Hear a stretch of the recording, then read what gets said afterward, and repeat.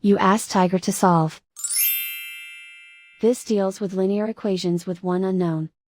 The final result is z equals 5. Let's solve it step by step. Group all constants on the right side of the equation.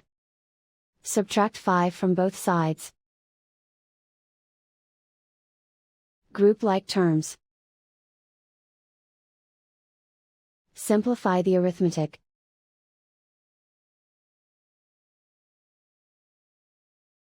Convert the z into a positive number. Multiply both sides by -1.